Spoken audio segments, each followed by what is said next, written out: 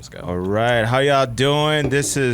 We're at In the Trenches Part 2 with the fellas. All right, how y'all doing? Good, man. How are you doing? Yeah, I'm doing great. How you doing over there, Kris? I'm Kyle? doing well, man. I can't complain. Life is good. Been a great year, so I'm just happy to be back with some of my favorite people. So thank you. For sure. Donovan, what's the news? What's the word on the street? It's just a beautiful day here in Colorado. Okay. It's summer, bro. It's Okay. 70 degrees in December. Man, is it 70 degrees? It was hot. It's Yeah. gonna be 65 tomorrow. That's scary. Oh, man. Yeah, on the shortest day of the year. That's crazy. Wild. That's wild. All right. So we out here in the trenches 2. Man, how y'all living? How's business over this last year? Yeah, that would be, just to let people know, my name's Kyle Colley, co-founder of Bookem. Bookem is a social book club and book content creation app for people that want to host online book clubs. So things have been going well this year. We've been able to, I think last time we talked, we might have just launched. I think it was, because that was probably, January, February, just had launched. We're over about 1,000 users now. So Okay. we have 1,100, yep. 1,100, yep. And so we have Let's go. daily active users, monthly active users.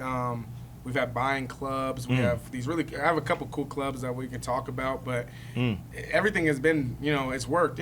It's we talk about on this podcast, but it's still trench warfare. You know what I'm saying? It's every day you're like, foot to pavement, right? But as far as things are going well. I can't complain. And to add to that, I think through over time too, you just get more confident. We've all been in here. We've now known each other a couple of years now. So when we met, where our companies were and where they are today, and when we record next time, where they'll be then, it's all about steady growth, and that's what it is. It's like, what are you doing today? What are you doing tomorrow? What are your small wins? What are your big wins? And let them accumulate. Let them, continue to compound and go from there.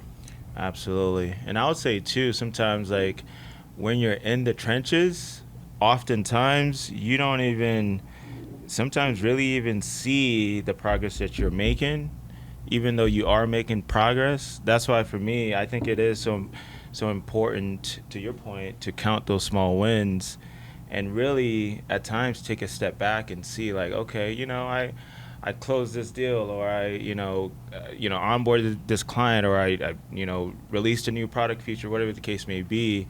I know for us, man, it's just looking back in 2024, it's been quite a year. We've had about, like, I would say 2 to 3 podcasts.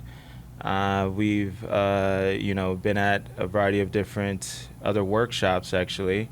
Hosted our first workshop at Denver Startup Week. All right, and let me say, it was awesome. Hey, let's go. Great event. It was great working with our coaches, our financial coaches, as well as seeing an audience of people show up. It was really great, and executing the mission of WalletGyde and financial education and empowerment. So that was exciting, as well as really making progress in our product features and our product development. So, and I'm sure we'll dive deeper in as well, but managing the team, with us, interns. We work with interns. Interns I was included. getting ready to say we work with interns, so they come and go. So you got to manage that constant flow, right? Turnover. How do you manage it? Look, so it's interesting, man, because it's like a mindset, right, that I've given myself, and I've realized, like, now, our goal is to, of course, provide the experience for the interns, right? But with an understanding that, like, look, they're going to be coming in and they're going to be leaving, and sometimes they might not even last, the full on, term, and it is what it is. But I don't know, somewhere down the line, I just understood, like, hey, this is a numbers game. Yeah. And I'm working with, I'm going to have to mentally prepare myself to go through as many numbers of interns as I need to. That's a good question. Yeah, because even with you, Donovan, like, when you do your company, how do you all think about, team and building and all that? Because, you have people that come and go. So it'd be interesting to hear how you think about it, too. Yeah, because we have substitute teachers in 3 different cities, Dallas, South Bend, Indiana, as well as Detroit. And it's 100 different substitute teachers, and it's all about being accessible and communicating correctly the vision and the plan for Mili Llama. We just wrapped up our first semester in those 3 different cities, whirlwind, a lot of different learning, some wins, some losses, but managing a dispersed team as we see it is just all about being accessible, communicating what's going on. We stay in constant communication, whether it's through email updates, text message updates. We want to make sure our substitute teachers know who I am, who my co-founder Josh are. And as we grow, we want to continue to onboard and meet every single substitute teacher so they continue to hear our mission and continue with the company. That's what's up. That's what's up. So with that being said, how would you guys say your understanding of your business has evolved over this year, or has it at all? You know, I would say when we first started Mili Llama, our whole idea was to give college students the opportunity to give back to their local community as well as make some extra money on the side. We found out due to some outside factors that people are looking for more constant work, not so much part-time jobs, as well as people in the community are willing to become substitute teachers as well. We initially started with just college students, but now we have grandparents on our platform, retired teachers, because our students need the support, and we're not going to deprive these different individuals from providing that support. So we have evolved to a more community-based and college students as substitute teachers. I think that's spot on. And same goes for me. I have a similar answer. Just letting the market change how you're looking at your own company. Obviously, you have a vision and what you want to execute and what you want it to become. And my second one is just the language and learning how to talk to your customers, but seeing that, like, okay, we want to have this feature or this type of video, or like I think people are use it this way, and then you see them use it in a different, at least for us, since it's a platform, like how they're using it is not what I always intended it, but it's like they're working, and that's what's happening when you create like a social platform that we've done, and the goal for it is to become a living organism. It stands on its own, and we're just in that flywheel stage, you know, and so from that, just learning to hear, you know, like you said, you have grandparents, you started at one spot, now you're over here. That's similar how we are, just like watching all these people come on and interact within their own way. And I would say when it comes to making network effects, you have to beat the cold start, right? You just can't expect people, you can't open the door and expect people just to show up. Right. So even with us, we talked a little bit about this, but podcasting and just all those things kind of work because they become your content house, right? Sure. You become a media company as much as you become obviously we're a social media company, but you have to put out this really great content. So whether it's talking to authors and then getting those authors to bring their people on and do clubs, all of that's kind of facilitated in ways I don't know if at the beginning of the year I knew I was going to be, right? I didn't know I needed to be like Kyle, not only the founder, but Kyle, the creator founder, right? I think that's the thing that's becoming more present. You also have to be a creator in this economy that allows your company to grow into the ability where it can go. I like that. Honestly, as I look at 2024, I mean, as far as like, you know, understanding my business's purpose, I wouldn't say the purpose has evolved in terms of our mission. Our mission is always the same, which is financial empowerment and, providing people to financial resources. So that hasn't evolved. However, the approach, you know, I would say one of the most exciting approach that and I'm sure we're going to dabble into that a little later, is AI, you know. So, you know, the mission has always been able to provide young professionals with financial coaches, you know, be that platform, be that marketplace, right, to do that. But I would say the approach that's evolved is how now we're really focused on AI and how can AI actually facilitate that process? How could we actually implement virtual AI to actually help both the clients and financial coaches? So these are, I would say, exciting evolutions of our approach, but the purpose is always the same, which is financial education. Can I add another one? It's Absolutely. marketing. I think a big one for me since we last spoke, since we were last in this room talking in this manner, is how marketing and the conversations you're having with your audience and with your customers, it's like, what are you saying that you're not saying? You know, especially when you got to build an identity. It's like our people who use Bookem are this type of person, and that's who we're talking to. But you're saying words that they grasp, but then they act upon it because they're like, oh, that they see me. I am that person. And I think that is so crazy. And I've always liked marketing, and I think that's another thing is how do you get out? How do you get these products out? Like, what's your distribution model? Right. Like, how are people learning about Mili Llama? Your How are they personal learning about brand. WalletGyde? Exactly. Right. Your personal. One thing I love about Bookem, when we first started our partnership, and I say partnership, more friendship, Right. 2 years ago, they didn't have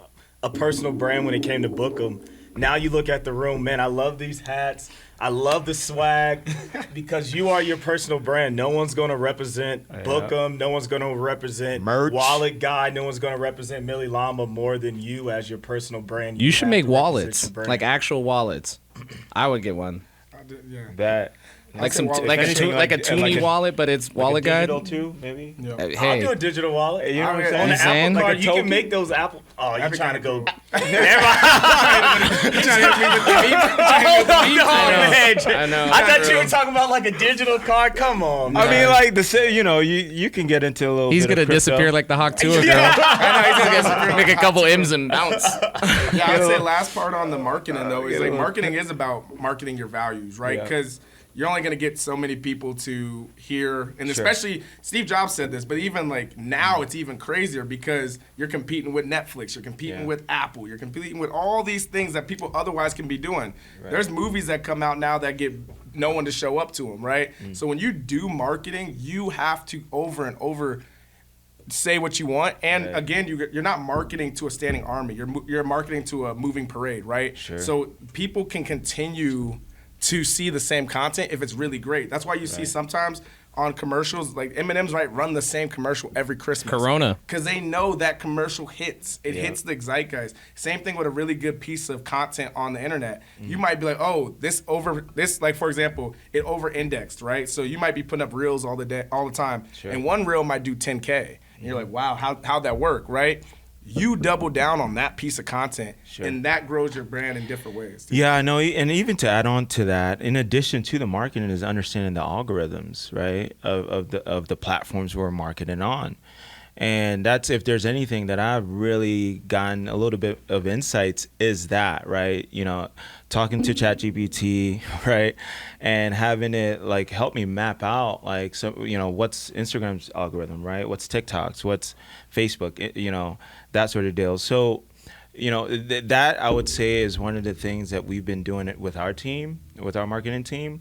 And really now, as a result, we've now looked to start creating shorts with YouTube Shorts, TikTok, understanding the time lengths, right? Taking what we normally used to do with our videos of that is like 4 minutes long or 3 minutes long on YouTube, cutting it into 50 seconds, 30 seconds on TikTok, and literally, you know, essentially repurposing and curating those long tail video clips into short tail TikTok clips that can, you know what I'm saying, hit the algorithms that can get you viral. So I think it's like understanding those strategies that, and the cool thing about even a strategy like that is you're not even making new content. You can literally take your long tail content and cut it down and then repurpose it in shorts and TikTok strategies. I would say this is actually going to be one of our key strategies in 2025.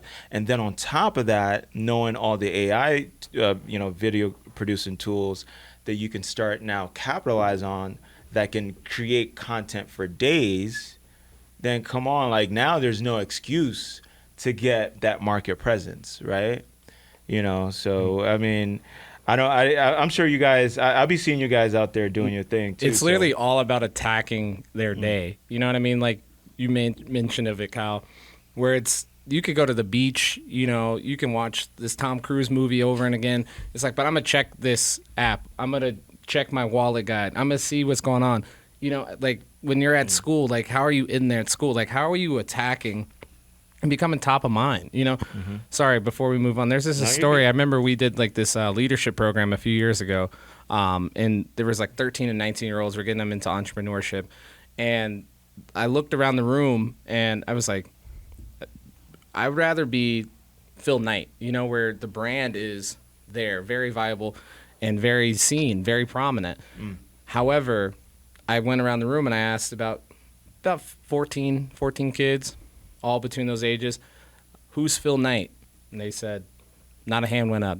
And I looked at every single one of them. Each one of them was wearing some form of Nike clothing.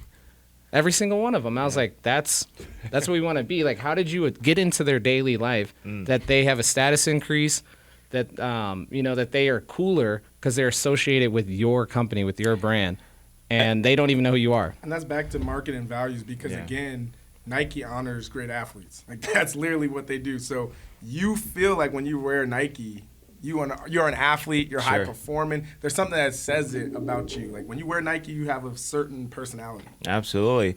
And actually, I want to add on to that too. That's the power of the acronym is called ICP.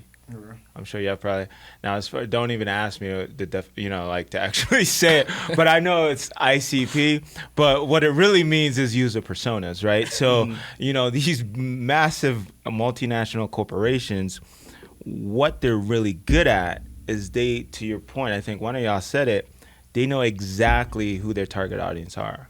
So in addition to what we were talking about marketing, I'm not saying I'm a marketing expert, but I would say if you want to get really good at marketing, it first starts with hopefully you got a really good understanding of your user personas, right?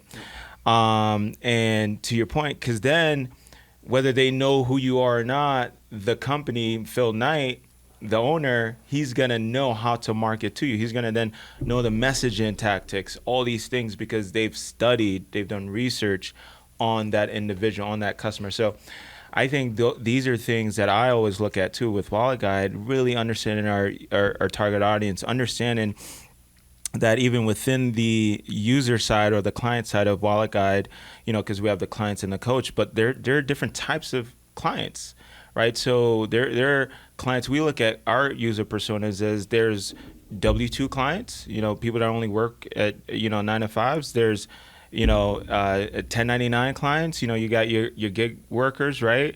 And then you got hybrids, right? You got people that are doing both. So, and then knowing how to message to those people, right? And then knowing the coaches, there's a whole other side of coaches as well. There's different types of coaches. There's coaches that work independently. There's coaches that work at different organizations. There's coaches that work for corporations, right? So, and once you know that depth, and then you can map out a messaging strategy around that, then implementing all those other tricks and tactics and all those things that we talked about. I feel like that's when it can get really useful once you start from understanding your user personas, right? But you have to realize and understand that your ICP can change constantly. One day your user is, like I said, as a college student, and next our user are retired teachers, parents, and we're going after those individuals as well. You must understand your user, that ICP, but if you're not willing to adapt with them, learn with them, because the users of our parents, our grandparents of the 70s, when Nike started, aren't the kids of today. They are definitely not the kids of today wearing Nike. That's a great point, because you even think about something like Starbucks. I think who their user base was in 90s, early 2000s is way different than it is now. You can know exactly what a Starbucks drinker looks like when you walk through 100 people, like boom, boom, boom, boom, boom. But it's changed. You know what I mean? It used to be like different business. It used to be very business focused. It's changed. It used to be celebrity. I'm like huge celebrity. And your business does form and change over time. And I think to the user base. To both of those points is that's when you got to know who you are as a company. Yeah. And that's the whole point of it. Because the founder, a founder is the guardian of the company's soul. Like at the end of the day, the founder tells the company what it has to be. And I know we've been talking about some of the same people over and over again, but if you think about it, Apple was losing its way until Steve came back, right? And it was largely because of the founder putting in what the soul was, what we believe in everything we've been talking about. You can make a case it's lost its way again. Yeah, that's neither here nor there. Look at Alexa. She's listening. She missed the boat. ChatGPT. We're talking about the AI. voice. Voice. She should have been the leading. Alexa is so far. I mean, Siri is so far behind. Or Siri. Excuse me. Siri. Even Alexa to an extent too. They're so far behind where ChatGPT is. Yeah. It's crazy. I'm sure if Steve Jobs was around, he never probably let that happen. Yeah. So honestly, we're actually at a really good point here too. So with that being said, let's talk about like a moment that we had this year when we felt like we were most aligned with our mission. And I'll start with mine, because as I mentioned, one of the most exciting things that I felt like we've done in 2024 was hosting that financial workshop. And what's really interesting about, hosting that workshop is we never saw, with WalletGyde, I never saw that, hosting workshops was actually going to be part of the business model. It was just really more of like a channel, a distribution channel, right, of getting the word out there. But turns out, first of all, once I did it, I was like, first of all, this is actually pretty cool. I was like, being able to, be on a panel and speak about, what you believe in, it was really cool. But then I also realized, like, this could be another business model. And the amount of experts that we can start drawing into was something really exciting. But I would say most importantly, the fact that we had the opportunity in a workshop setting, and I'll say we created a safe space where our audience, our people, our demographics, our customers can really have a conversation. They can have a dialogue with coaches, with experts. So that, as I was in that room experiencing that experience that we created, I was like, yo, this is exactly the mission of WalletGyde. And so in terms of, how I felt most aligned this year, I would say that experience really not only made us really aligned, but also opened up another, I would say, avenue of a business model for WalletGyde. Yeah, I would say that's beautiful, because I love it when a plan comes together. Right. When we went to this book exchange, and I'll let Kyle plug it, but we went to a book exchange. So effectively what it was in a coffee shop, or it was a bar. And you could walk in with a book that you brought, put it on the table, and everyone just kind of goes around and like picks up books that may be interested in them. And we were talking to the founder of it, and just like, how can we, work together, just still teasing out some ideas currently. But then she made mention, she's like, yeah, we started this in 2021, just me and my friends doing this in Washington Park. Nice. Just something, chill, relax. And she said, been doing this every year, and then this was our biggest year.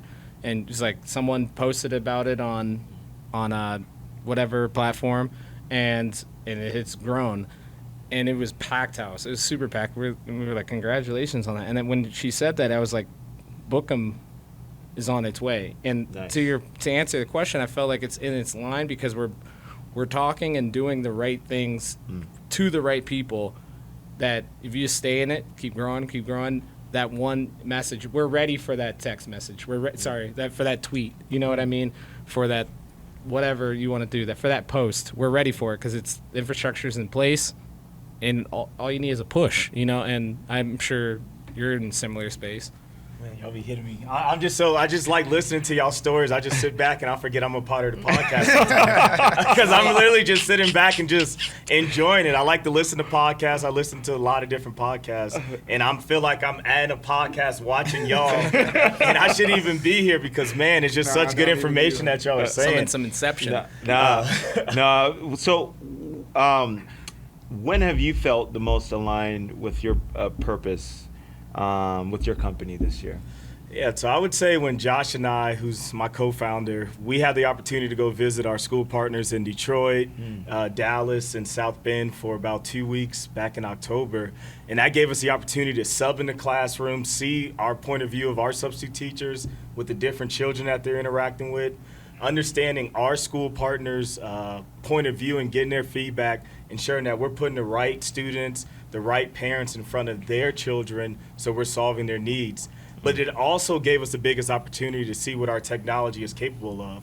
Nice. I would say our biggest angst of this semester is realizing that we have some challenges with our technology, and as we go into 2025, one thing that we are going to hone in on is doing a rebrand and a rebuild of that technology so we can continue to service our customers. That's what's up. That's a really great point, because I think, so you build a great team, you build the tech, everything's there, and now you're just like, all right, will this break when we have 2,000 people here, 4,000 people? You just don't know. Like, it's the craziest thing. It's like, you know your company is sick, you know you have a great team, and then when you get flooded with the market, you're just like, all right, pray that this works. And to your point, it goes into what you're saying. Like, my thing that I was like, wow, we've hit something unique, is that I read this book. My cousin, who's also a big reader, told me to read this book. He's like, you got to read Heavy by Kioh Layman. This book is amazing. So I was like, all right, cool.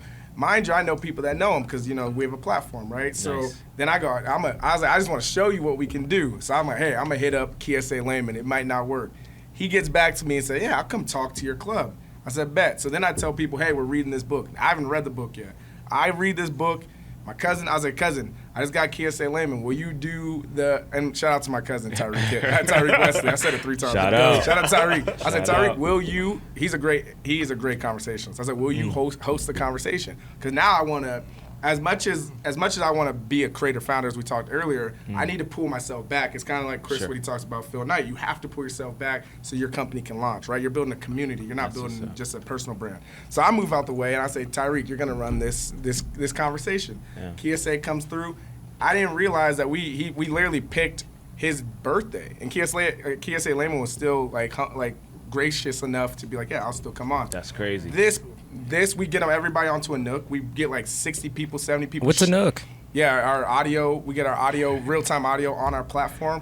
We get 70 people to show up to this room, and I'm like, this is gonna be crazy. That's what's up. I was like, team, get ready, get ready. Let's go. They make sure they get everything right.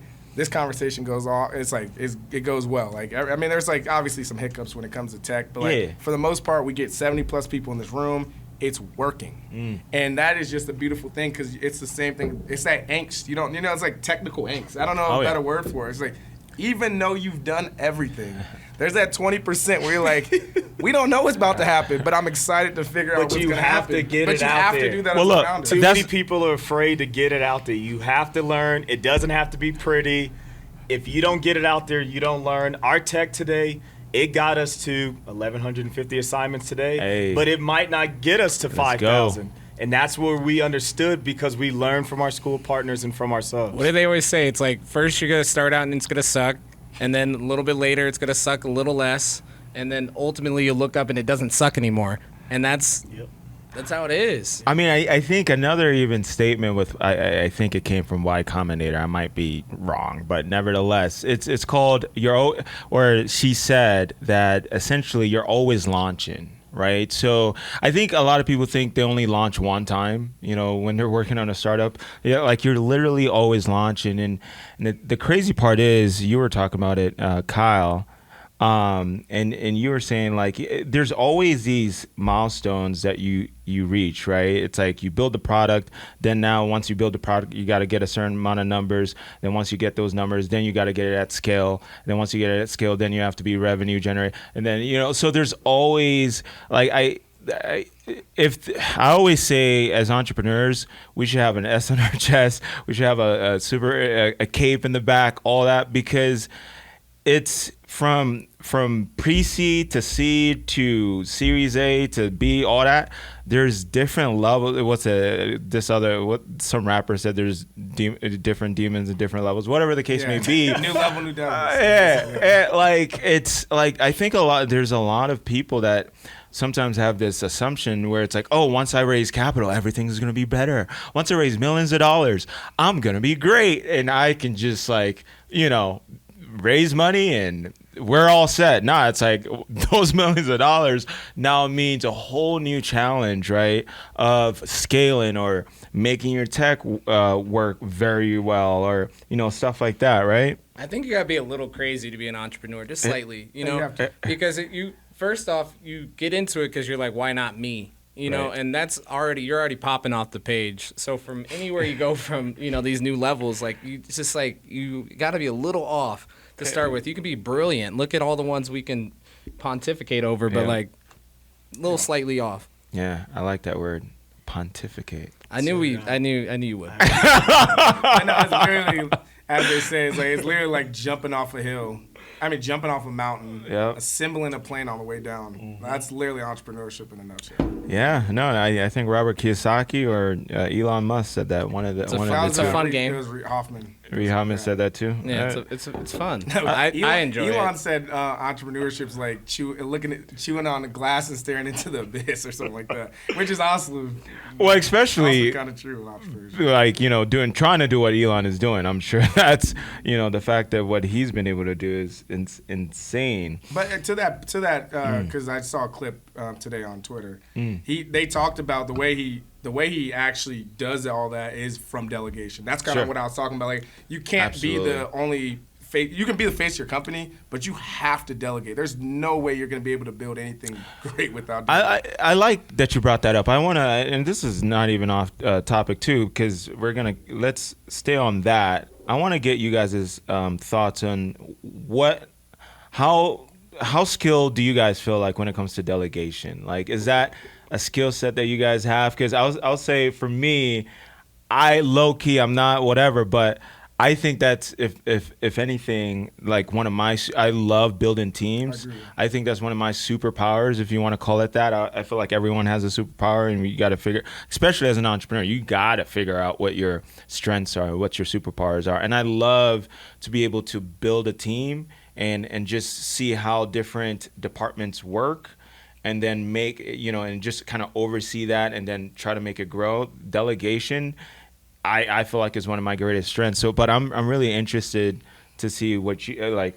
I would say I'm very good at it. Okay, nice. And, love it. And in a good way, not like in a passive. You do it, and I sit over here and play Xbox. That's a good point. Not like that. It's and Kyle understands, and I've given him his kudos, and our team, who's amazing. I've been doing a lot of stuff outside of Bookham as well as within Bookham, and if it was only me, like you would stagnate very quickly. But the fact that you say, I have good players or good team who can do what they want to do, and they're good at what they do. Right. You just direct them to do it, and we keep the plan in place. Just delegate and say, I can only use in sports terms. If you can shoot the three-pointer, shoot the three-pointer. That's what you do. If you can rebound. In business, if you're a front end, you're in design. That's what you do. Just focus on design. You work with this person when it comes to implementation of it. Sure. And that's what it is. And obviously, I take what I have to get done, and I do what I need to get done, so we move everything forward. And I think you have to be good at delegation. What is it, the 4-hour work week, Tim Ferriss? Like, the whole, sorry to spoil the book for you, the moral of the story is delegate. Yeah. What are your thoughts on delegation? Yeah, so I think when it comes to delegation, for me, it's all about entrusting the people that you're delegating to and understanding what you're delegating.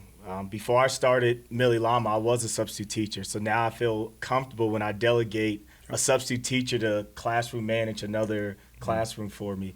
I've processed our payroll. I've done our tech review. I've onboarded our subs. I've done the sales calls, gotten the rejections. I've done it all. So I feel comfortable when I ask someone to delegate or that I need to delegate a task to. I've been in your shoes. I know what it's like to have that difficult conversation with the school, but you have to be able to do it, learn from it, and grow. That's a good point. Lead by example. Yeah, I love that point because it reminds me of this book, Made in America. I think it's Sam Walton. He talks about you need to have enough knowledge to look over someone's shoulder. Like, you may not be always doing the thing, but you should know how a camera works if you're doing a podcast. You should know how mics work. If you're in finance, you know how, lack of better terms, you know what a P&L sheet looks like. You know all these things that then you can say, okay, now I feel comfortable delegating, right?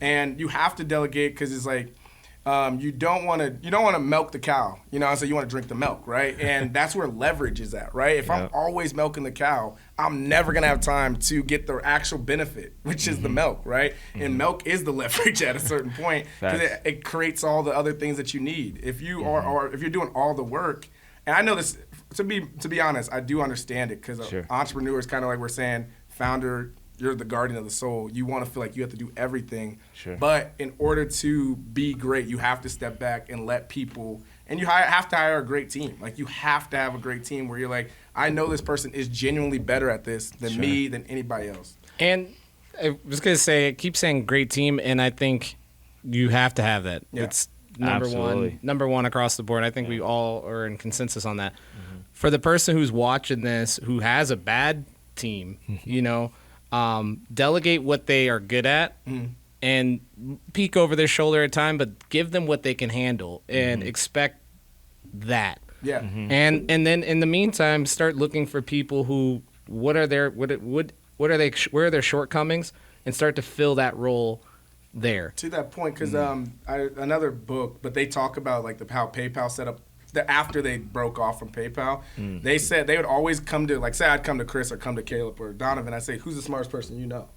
And they're like, oh, the smartest person I know is over here. They're like, okay, fine. They'll go take that person out to dinner or go take them out to coffee and be like, how much do I need to pay you to come work with me or come do this thing, or how do I need to sell you? So I think, to your point, and you may not be able to do it with money, right? There's always going to be some leverage you're going to have to use to get people to come to your team. But you should start asking, who are the smartest people I know? Who's the smartest person? Caleb, if he's my friend. Who's the smartest person you know? Are they working for you? No? Okay, bet. We need to have them to come work with us. These are the two smartest people I know. Hey, let's go. No BS. Please stop. These are the two smartest people I know. And I would even add to that too. Like, I mean, it's really important to, if you want to scale and build a big business, I mean, delegation is so important, because if you don't delegate, then you're going to have bottleneck issues, right?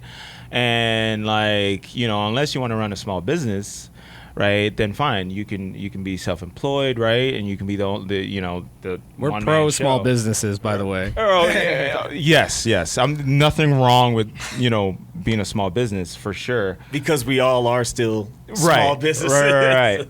You're right. I also think this, like, basically, if you're in the CEO role, you should always be recruiting. Absolutely. That never turns off, right? You should always be recruiting. Yeah. That should be your number one thing. What would you guys say is the difference between a small business and a business that wants to be big or Scale. is I would big? say there's just the Scale, definition. volume. Yeah. Okay. Yeah. Do you guys feel like it's like a paradigm or like a thought process or whatever that keeps one I from get you. a Well, small you business? say when you think small, you stay small. Yeah. Okay. But we are pro small. We're no, pro like small business. so. trust me, I'm pro small business, Right. and technically at the moment I'm a small business, but in 15 years, if I'm still a small business, I will be pissed that I'm a small Exactly. business. Never once do I go like I'm a small business, even though like I get it. Like there's real frameworks for why people. But if I had you're a like small Etsy business, making but my bracelets brain- and I'm content with doing this because I have something else totally different, it's just a small bit. That's small business. Which, by the way, I'm cool with there's that. some small businesses, like I think according to the Webster's Dictionary or whatever, right? Small business can range anywhere between 0 to 500 employees. Last time I Yeah. checked. Wow, there's a- really? Yeah. There's a lot. No, you could be small small business business for a can be while. for a long period of time. Right, and you could be generating millions of dollars even as a small business. So, to your point, overhead. yeah, just because we, I guess, say small business doesn't necessarily mean you're just like some mom pop shop off Kofax. None against Kofax, but like Shout out Kofax. shout out Yeah, so you will never hear that on That was our first shout out. I know, it's really like Kofax forever. but there's a difference, right? So, and then like a large business, I would say it's probably more of that multinational, 500 plus employees, and then you have like I would say, private equity. You have investors. You're really trying to reach a larger audience of people, of your customers. So, I would say there's really nothing necessarily wrong with that. I kind of want to dive into, what do you guys hope your journey, or how do you guys hope your journey inspires the BIPOC community or BIPOC, other BIPOC founders? BIPOC. You say black. Is any? These are words and acronyms I in just terms. want to make sure. Elemental P. However you want to say it, but yeah, just other black or indigenous or whatever.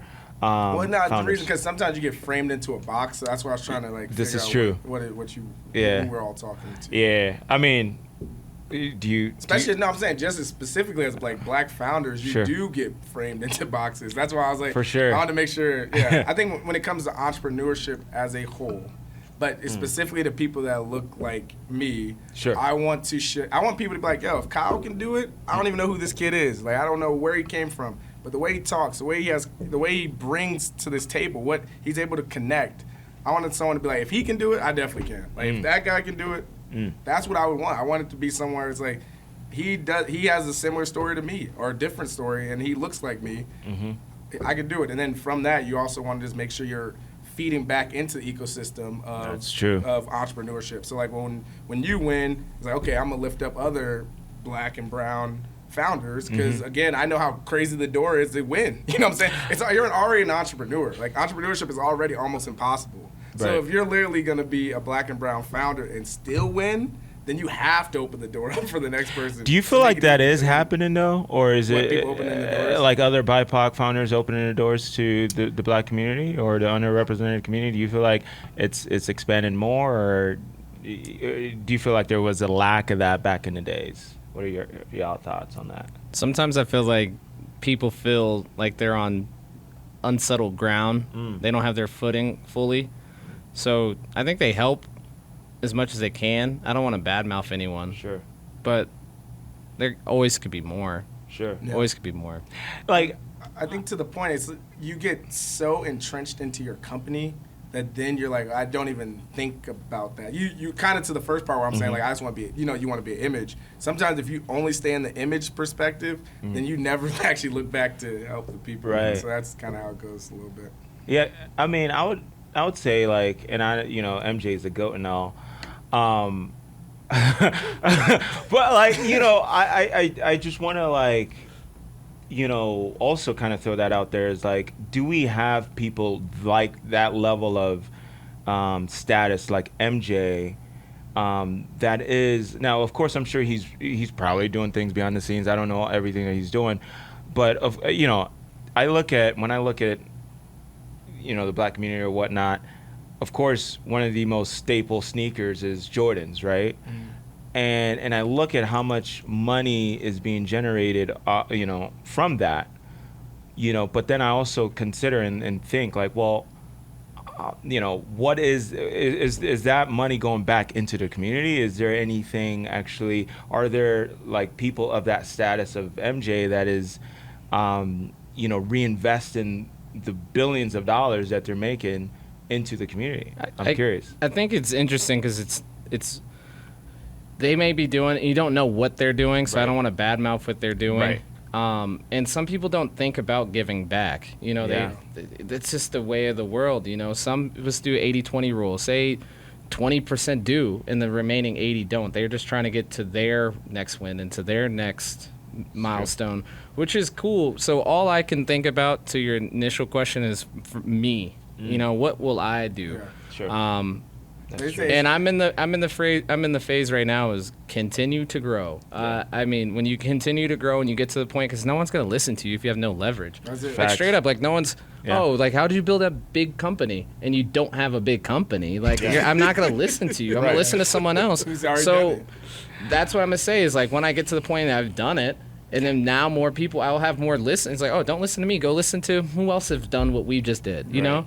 And lucky for us, we have each other. Like as high up as Bookham the Moore Company go, I'll WalletGyde and Mili Llama right there. Right. It's like that. And that's got to happen too. Like what's happening around this table needs to happen outside of this table. And how are we helping each other get through the door? Because this is linear. You said this in the car here, so I'm just going to take it.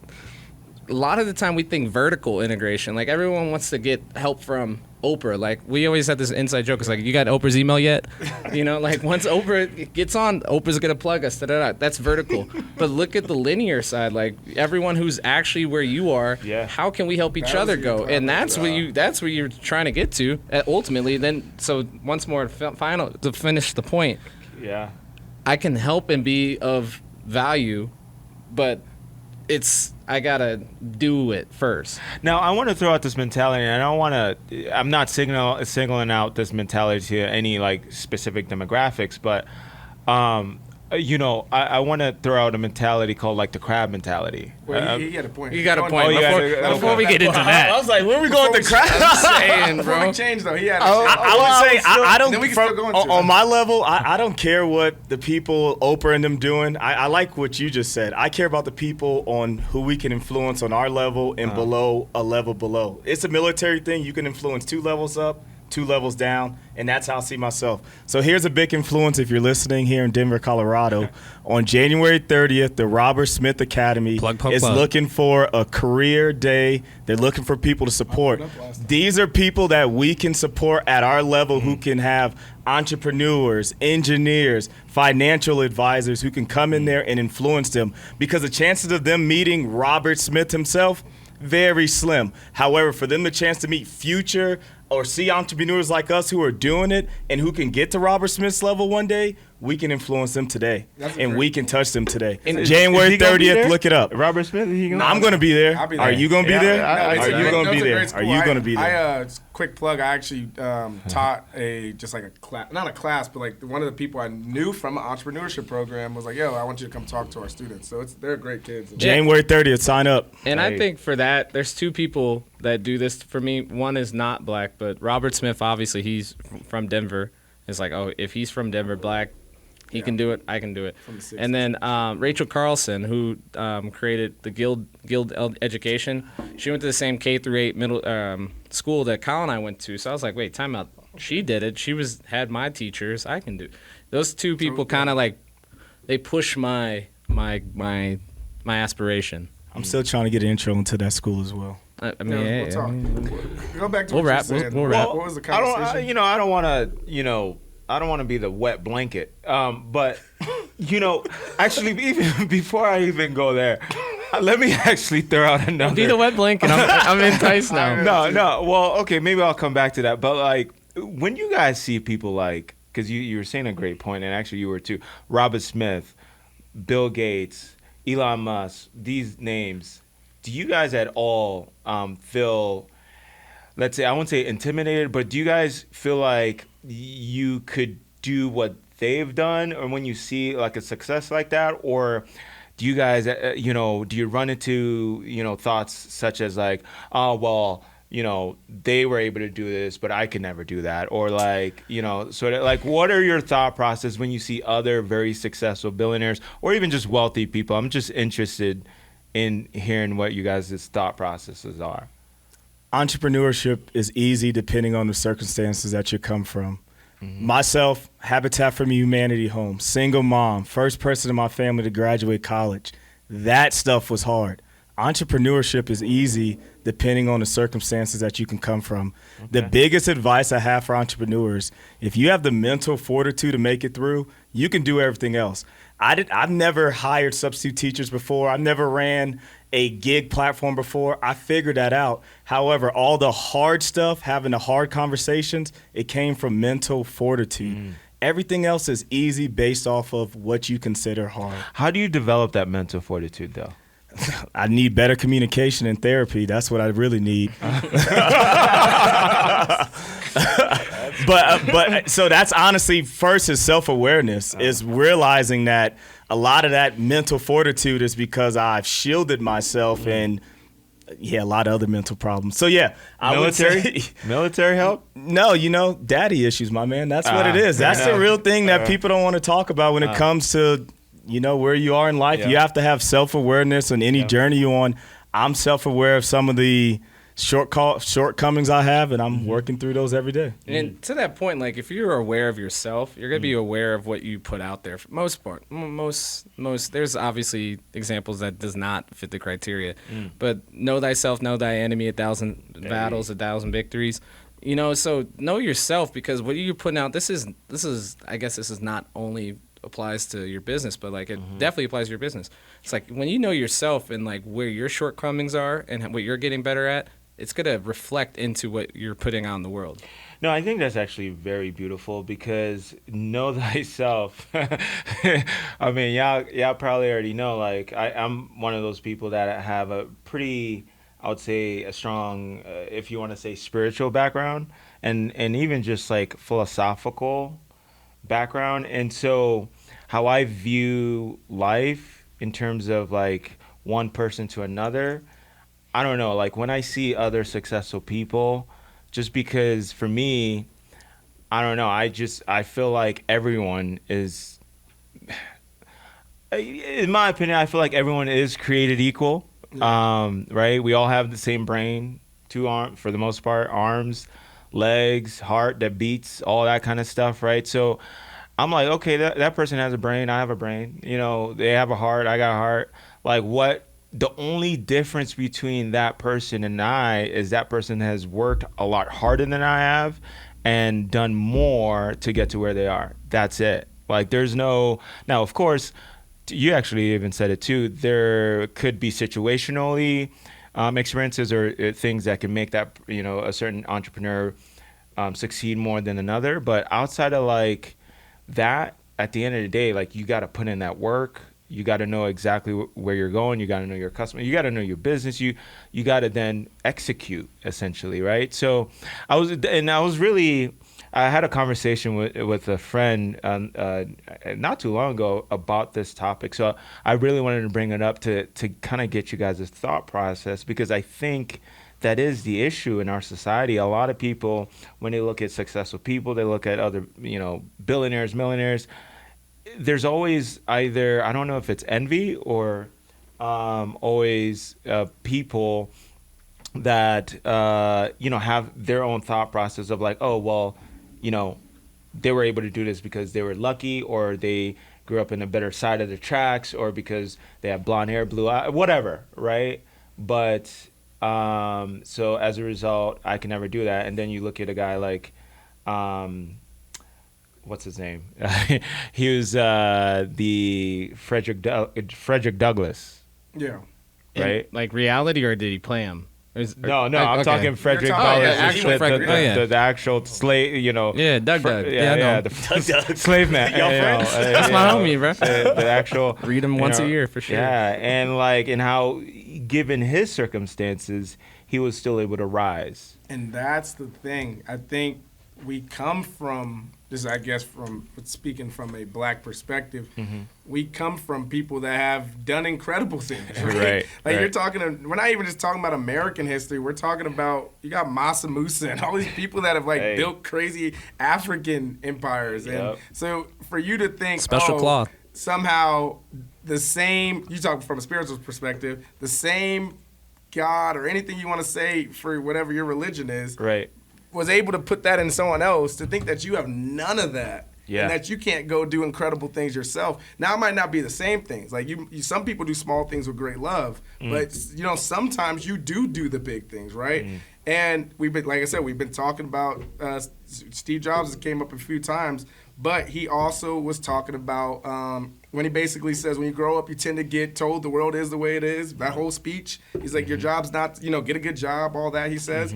But then he says, your life changes when you realize that everything around you, this table, that computer, the ceilings, was made up by people no smarter than you. Right. And they had the same ambitions as you. They just believed that they could do it. And the moment you believe that, you'll give up all these other beliefs for why you can't do it. I'm still in all Kyle points from our drive-in.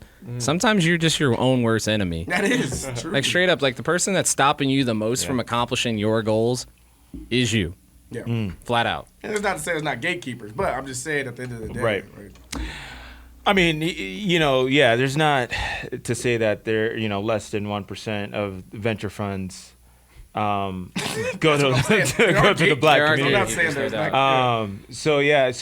Because that is definitely an issue in a handicap. But that's their loss. Yeah, I think so too. That's their loss, straight up. Like if you think about, you're just gonna annex a buyer's market that's over worth $2 trillion of spending power annually. I mean, it's a tale as old as time, but like that, you're missing out on your your portfolio because you're limiting. Like if there's a great woman-owned business or disabled person's business, I'm going to invest in them. If it's doing well, I already said this last pod, but like if it's making green, I do not care. Do you think that's I'm mean for saying that, but situation, honestly, or you know, the unconscious as long as bias, it's not harming anyone? Let me clarify that. Or I think, or some sort of agenda. What are you guys' thoughts around that? That one's tough. because there's a lot of things that play into it, right? Right. Because on one hand, it literally is your network. Like you're gonna, like kind of what we're talking about collaborating. Like you're gonna pick somebody that you know.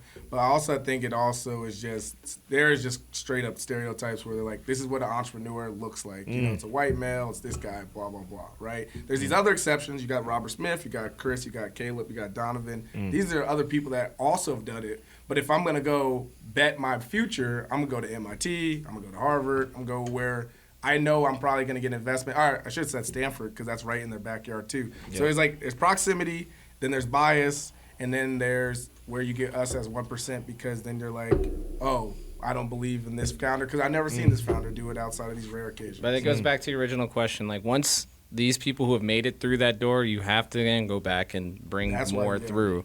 Because once more, it's such a talent pool, and we're gonna look back at this in 2055, and people are like, "Oh, I didn't know," because it's stupid. It's truly dumb.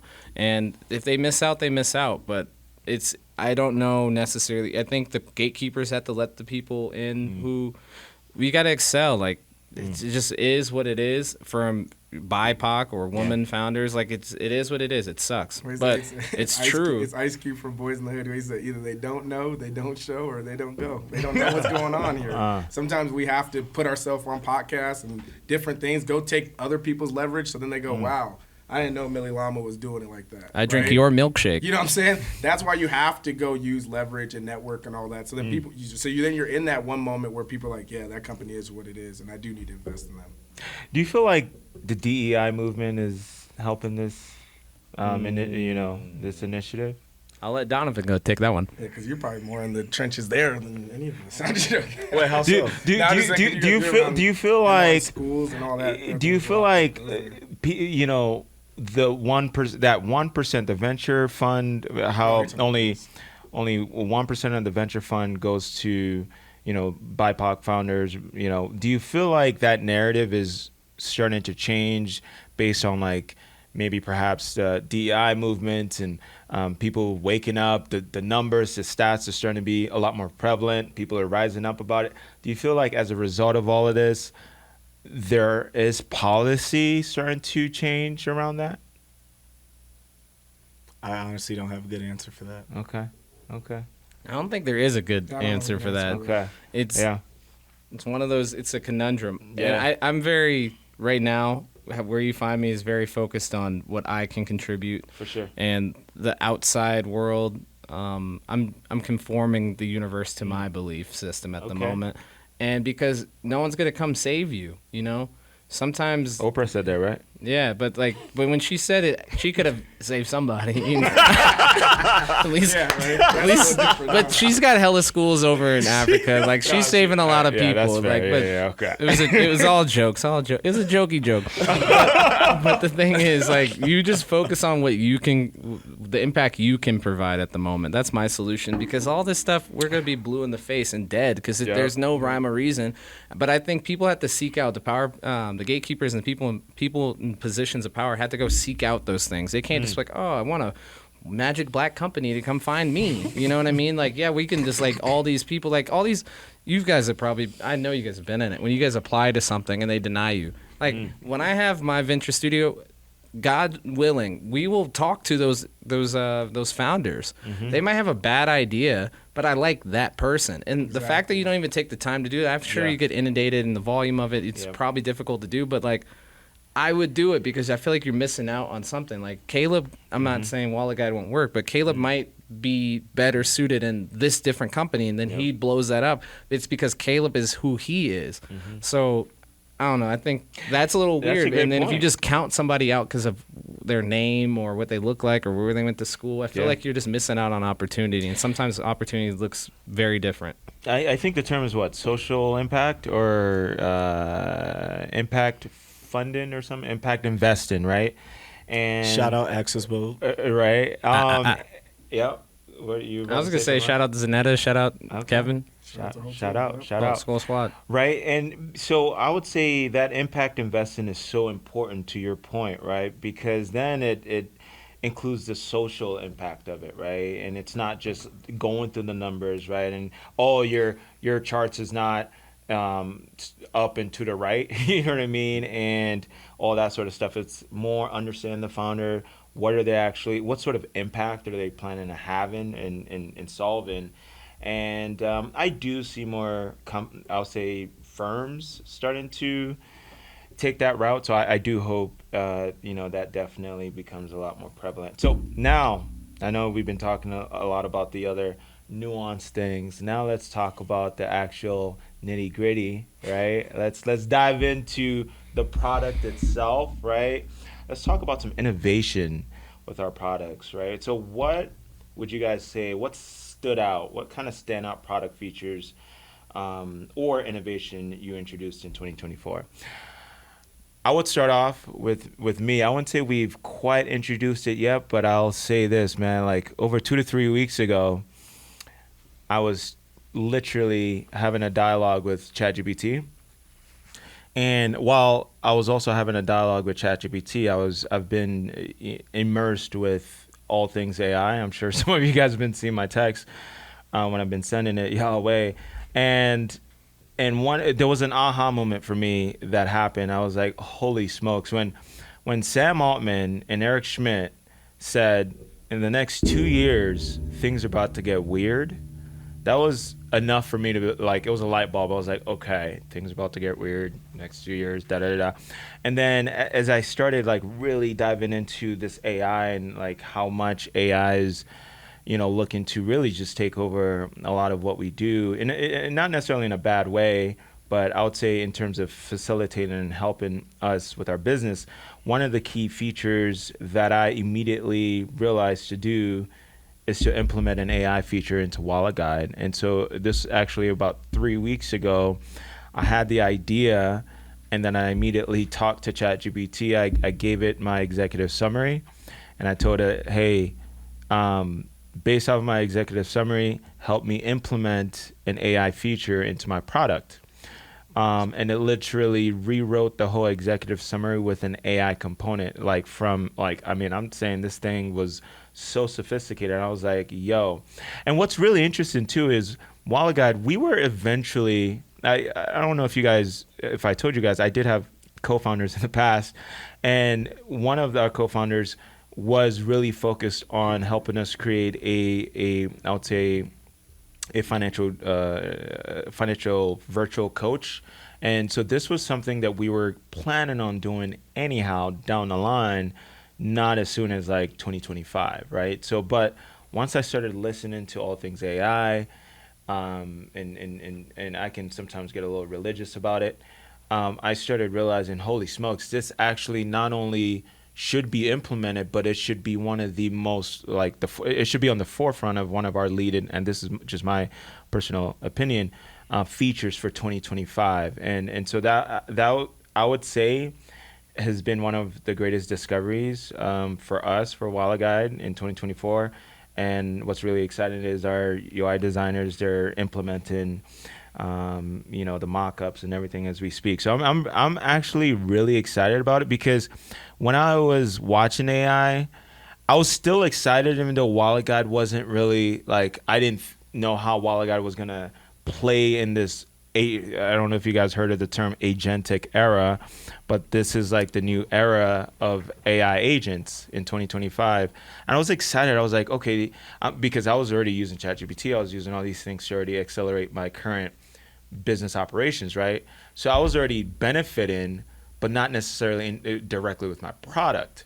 And then I was like, wait, I can actually implement an AI feature with my own product and have a virtual AI coach that can assist both the clients and the coaches, and have its 24/7 virtual AI coach. And that was like, yo, now I can be not only excited about the AI revolution, but be involved in the excitement. So I'm excited to hear what sort of new innovation and features that you guys have came up with or you're currently doing. I think we need to do a wellness check on your old former co-founders. Because the way you made it sound, you're like, oh, well, yeah, I used to have them. He's saying, did you Godfather them? Yeah, I was going to say, where are they? No, they're there. They're out there living their lives. They're not in. Shout out to swimming with the Jordan, by the way. fishes. Jordan Eliaraga. Shout out. He was one of our top marketers, and he helped put us on the map. I mean, they all did a great job, and I'm just kidding. Seasons. I'm just kidding. Hey, it's just like ICPs. They change. I'm saying. Sometimes you have to change it up. Yeah, I'm saying seasons. Switch it up. I was just Fair. making an observation. Fair enough. But I think our biggest thing this year is V2. I mean, I could touch into the AI stuff we got going on, but like V2 is just I've also kind of, for me, I'm kind of the design brain a lot, and I think it's probably toxic. Now I'm saying that out loud. I've seen our design currently for so long, and yes, it just went to market. It's also like it's 2 years old to me, and it's like we need to get up to speed on where I think this should be. Like now we see it has its own thing. So we've revamped it. We got a new designer, shout out Biba, and everything is just different. It looks a lot cleaner. It looks a lot cooler. It's got dark mode. It's got new features coming on. So I think I love falling in love with the product development. Just bringing something to life, and sure that kind of comes with short sides because I always want to be doing that, and you need to get to a point where you're getting people on and you're selling and there's other pieces of it, and I do enjoy the product development side of it. But that's the biggest thing there. AI, of course, I said this to someone recently, they didn't really like it, but it's here. It's not going anywhere, and if you try to fight it, you're going upstream, and this current it's trains left the station, so it's here. So how do we utilize it? Think about it in terms of assistant within your club. I don't want to give away too much. Not too much. But there's stuff. I would say no to the AI thing, because back in the day, I used to always have that thought, like, if we knew the internet was going to be as big as this was, like, why didn't Bitcoin. Why didn't more people participate in it, right? So now you have AI here. It's sitting in your face. You see all the money that's going into it and developing it. And we're entrepreneurs in this time, which is really dope. It's like, how are we going to use AI, right? Because otherwise you're going to sit there and be like, dang, my business went out of business because I didn't use AI when there was there's tools, this. But I also think AI is like, you shouldn't make it your master. It should be a great sparring partner. It should be a form of, how do you continue to use AI to make things more tasteful with your app? Like, I don't think it's important for us just to use AI just to be like, oh, we're an AI company, right? It should have something that makes the experience better for each and every user. And if it doesn't, then you have to ask yourself, what are you going to use the AI for that's actually going to make a difference? Facts. What about you, Donovan? Yeah, I would say for us as non-technical founders, our biggest thing was just getting our version 1 out. Being the product manager, being the QA tester, speaking to our users, doing everything but developing the product, just getting the product into the App Store, into the Google Play Store, to see our schools go from taking an hour a day to source substitute teachers. All they have to do is go on our platform, 30 seconds, post the assignments, and our qualified subs fill those assignments. It's just beautiful. I think the big thing for entrepreneurs who are non-technical, we get afraid, but that's the beauty of AI and the information that's out there. You can use Figma designs, as you said, to lay out your framework, to find the developer or the AI or no-code solutions to utilize. You just have to utilize those tools that are out there for you. And I think getting on the App Store, getting on Google Play is an accomplishment in itself. So congrats to you. Yeah, congrats. When you go through that process, it's a thing. So talk about minor victories. That's a minor major victory. So big Get ups. your MVPs out there. Yeah, Get out there. It doesn't even have to be an app. Like fail. Honestly, get out there and fail. Like Fail like fast. I said, it was like you suck and then you'll stop. And the longer you're in the game, you're just gonna get better. And to your point, like, yes, it is scary, especially from a non-technical side. And it's like it could all be gone tomorrow, and I don't even know what to do to fix it. And we were supposed to work with a dev house, and I don't really like them, but they took money from us, But ultimately, we were talking about it earlier this week. That was probably like a blessing, because once they delivered what they were supposed to deliver, what we're gonna do with it at that point. Now we've gone through the process of building a team, and it's a different spot. But the thing is, you're in the game. You had the MVP. Now you could take it somewhere. You got to get out there, fail, and success will come. But don't be afraid of failure in the process. With that being said, I think that's a great transition into actually the next question, right? Because you build the product, right? And then now you want to get people on board into the product. So let me ask you guys, can you guys provide a highlight of strategic partners that you've worked with to help you build, client base, PR, whatnot? And I guess I can start first. And I would say one of the most exciting things, and I'll just keep, I'll just keep raving about it, is, we've worked with several strategic partners. Denver Startup Week, I have to keep saying, between Denver Startup Week, if there's any events that you guys want to, you want to talk about an event where you can get the most amount of people, like, to see your product, to see, what you're doing, Denver Startup Week, I would say, is probably one of the best strategic partners to utilize.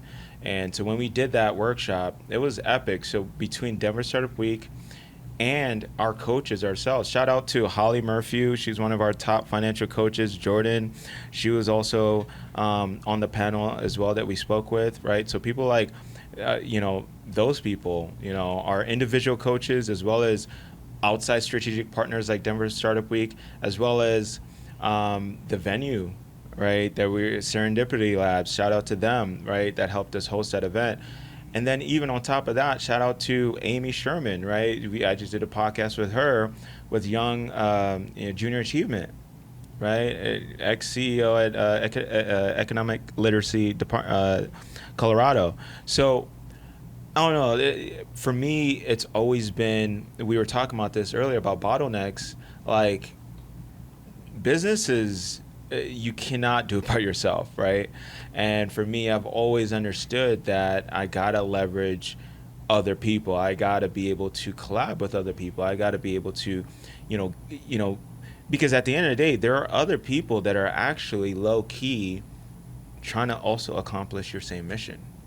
I think a lot of us, sometimes we can forget, we can be like, I'm the only, but then like once you kind of are able to realize like, oh, wait a minute, I ain't the only one that's trying to, empower people financially.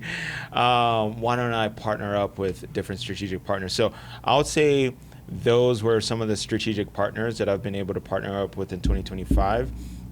2024 and 2025, we have some more exciting partners in the works as well. So I'm interested to hear what partners that you guys worked with. Before Kyle goes, just to your point, like some people do want to see you win.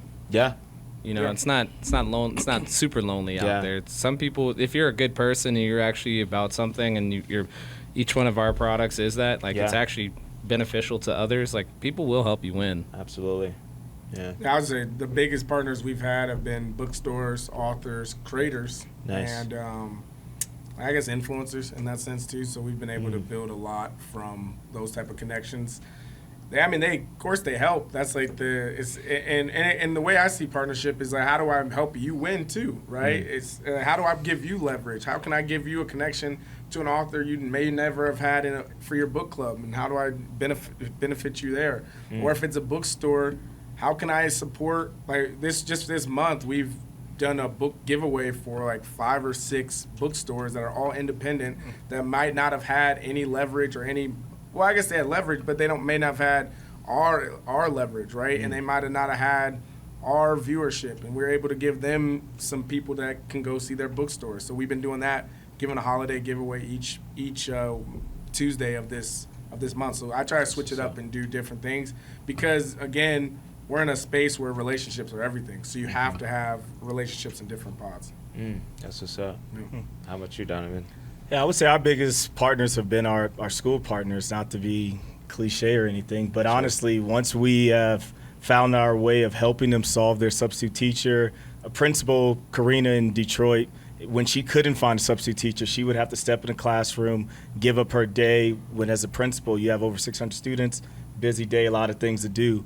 When we started our partnership, we brought our substitute teachers in there, took and saved her back that time. She is now one of our biggest partners. She's speaking to investors for us, speaking to other schools as that advocate because we have been an advocate for her. Love it. So what do you guys want your business to accomplish? Now we're going to transition into the goals and visions for 2025.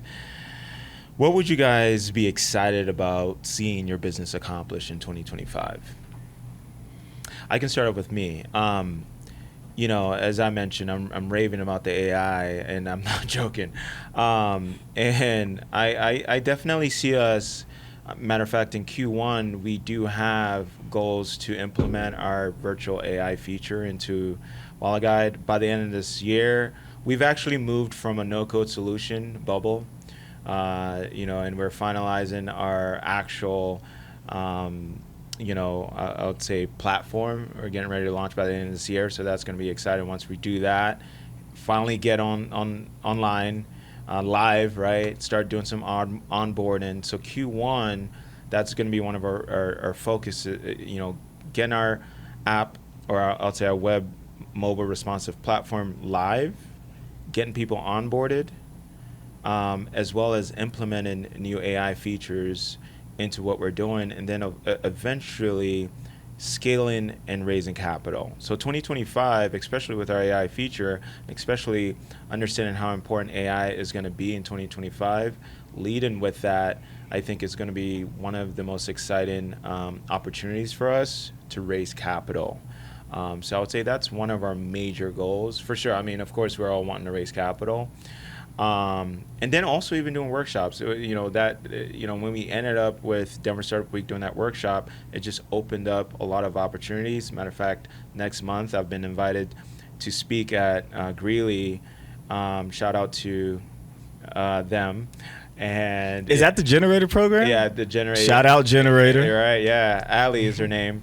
So I've been invited to speak, do another workshop at their organization. So stuff like that, you know, doing more workshops, of course, having progress with our product, increasing our strategic partners, raising capital. These are all super major focuses that we have locked in. Building our team, you know, getting the actual, you know, building our team. So I would say these are key things that we're really focused on in 2025, but there's nothing more exciting other than the raising of the capital. That's a huge goal.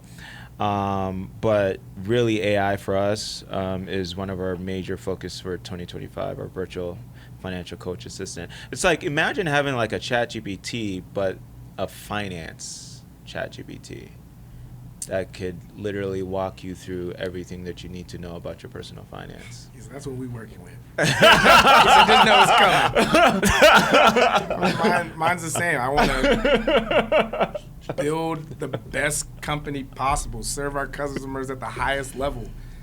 That's what it is. And then, like, literally build the greatest product we can build and serve our customers at the highest level. That's literally my only focus for 2025. Everything else is going to plan out as it should.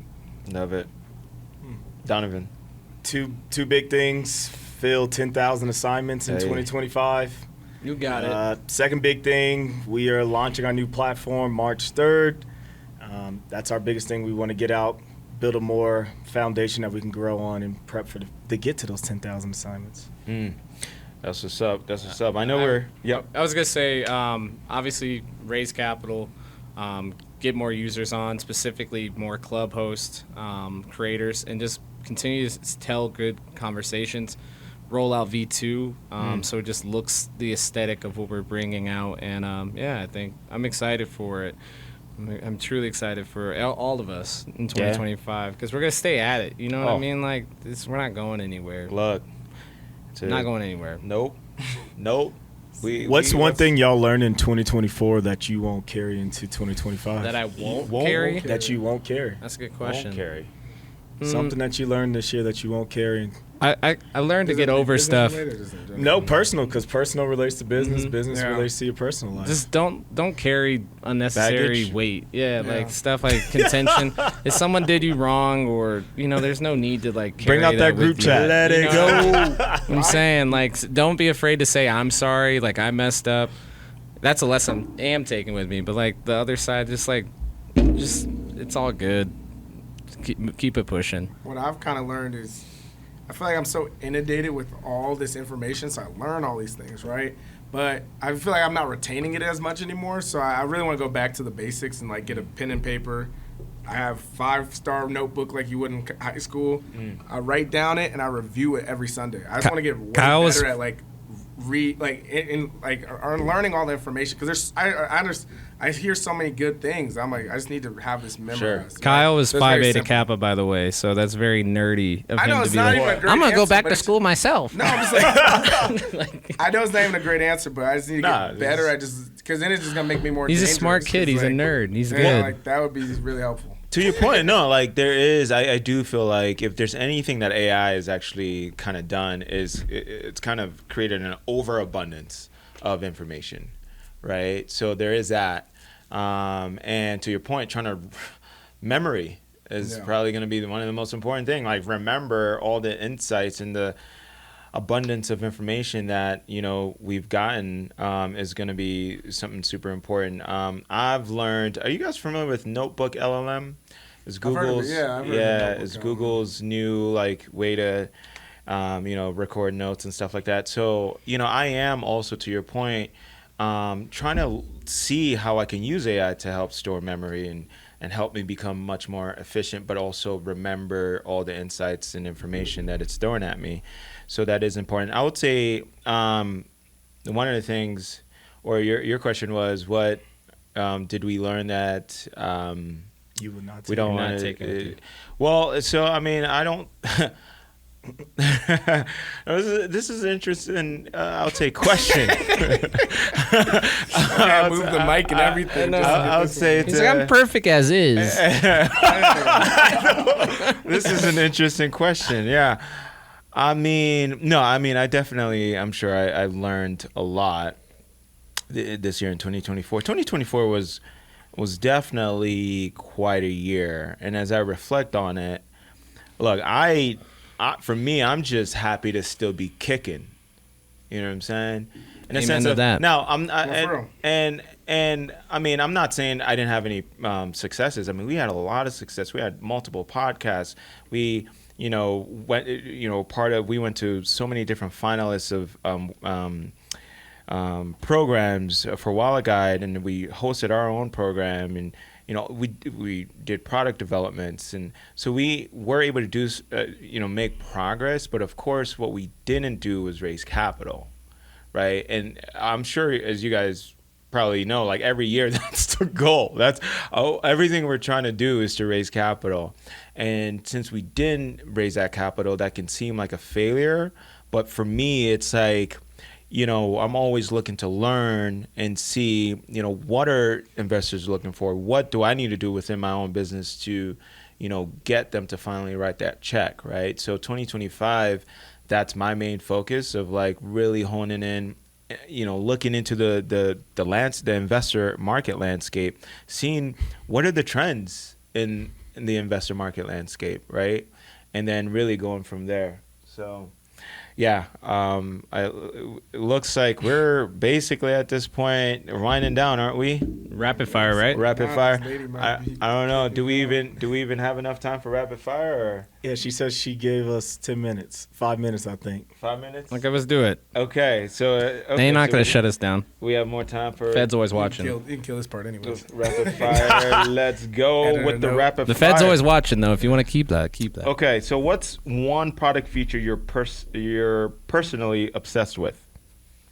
I love Nooks, man. Yeah, Rapid Nooks. fire. I am a big Nooks. Nook because we have video Nook. You can do live streaming. You can do reading time with your friends. Nooks. Book notes. Book notes. That's coming next. But like, Nice. I love Nooks. Nooks are dope. Yeah, we were running And a they're Nook just here. real-time audio podcasts, and so you can just have like these conversations, but more book focused. Yeah, Donovan. I'm just happy our app is out and working. Perfect. MVP is out there. Get That's your what's app up. out there. Yep. Yeah. Book notes are coming. That's what I'm most excited about. I'm most excited about the AI feature that we're gonna release. It's not quite out yet, so that is a big deal of mine. Okay, so describe your most aha moments this year in one sentence. I'll say AI. I will say conversation with your customers.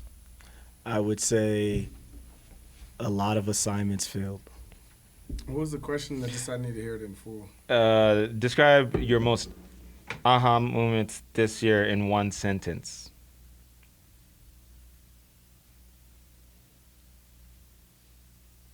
tough. That's how you Actually, I'm gonna change my answer Yeah, then. go ahead. The school secretary Tracy, she said we save her an hour every day. That was our most aha moment. Nice. I would say creators are dope because they do exceptional things. So keep it simple.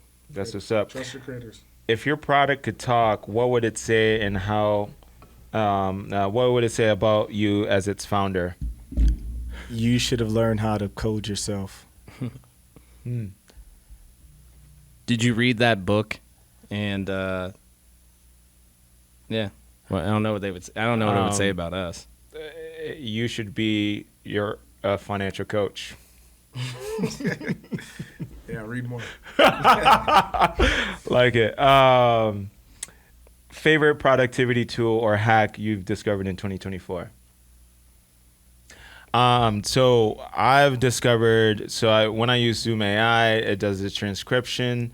And so what I'll do is I'll take the Zoom AI transcription, throw it into ChatGPT, tell ChatGPT based on our meeting notes, create deliverables, create emails, create end of the week, follow-ups, create everything just based off of one Zoom AI notes. That's been one of the most exciting hacks that I've been able to do so Google Task has been great for me because I'm just like, I can just like, but via email, I'm just like, yo, do this, do that by this date. Nice. Calendly, with a lot of substitute teacher interviews, school partner interviews, definitely Calendly, shout out. Nice. Yeah, I would say either Canva, because you can do, like, what I do though is I take all of my video clips and like throw it into this machine and it produces like a bunch of them, and then I can see if I like any of them. But there's also Opus AI does the same thing. So there's like a bunch that can do it. But I think if you're doing long form content and you want to turn it into short form content, those have been really helpful. One thing you're leaving behind in 2024 to make room for growth in 2025. We kind of already answered that one. Yeah, we did. So dream vacation spot to recharge after hitting your 2025 milestones. That's good. Dream vacation. Bali. Okay. Going back to the motherland, Mexico. All right. Let me, goodness, there's so many good places. You know what? I was talking to someone, they said Seychelles was nice. So I'll just go Where? there. Seychelles down by the Africa. seashore. Yeah, I know. What? Seychelles. It's a place in Africa. It's like a nice Okay. little island. It's an island nation. He said kind of is like, he said it reminds him of Bali. So I'm like, shoot, I want to see what is down there. So Well, switch it I up. would say Mexico, since, there might be a reason for that. I know this man is so. My God, real cryptic. So yeah, I'm just saying. Don't I speak might on go the to Mexico. motherland. I know what. I might go to Mexico. Okay, no, I think then that would mean at this point that we've reached our conclusion. Would you guys say anything else in the trenches part 2 that you guys have? Well, yeah, I will say this, and I'll reiterate it. I said it earlier. Don't quit. Like literally, straight up, just keep Yeah, going. trench- Like you're already in Mental it. fortitude. I'm Yeah, saying mental warfare. we were here earlier this year. We're here right now. When Yep. we do this again later on in 2025, we'll do it again later on in 25. After that, we will be in the game. Hey. We will be in the game, and we're gonna have so much growth from now until then. Exactly. Just stay in the game. Like when you only lose if you quit. You know. So That's right. I would say my note to people in the trenches is to be obsessed a little bit, right? Mm-hmm. Because again, especially in the beginning, you're trying to launch something. You're gonna have to dedicate time, hours, resources, energy, willpower, all of it.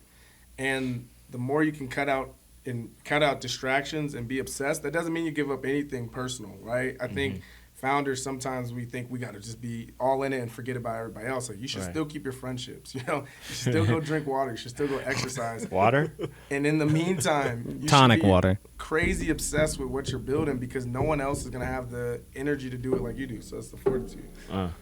Man, I would say with all this information that we're getting out there, you can Google AI, and it's great. It's going to help a lot of us be more productive. But the big thing to remember is the research is free. The work is what actually costs. So you can get all this information, but if you're not willing to go out there and do the work once you have the information, your company is not going to grow. So the Awesome. research is free. The work is the part that costs. Awesome. And I would say, hey, look, find some people like the people we got on this podcast. Hey, all right, over and out. Come true.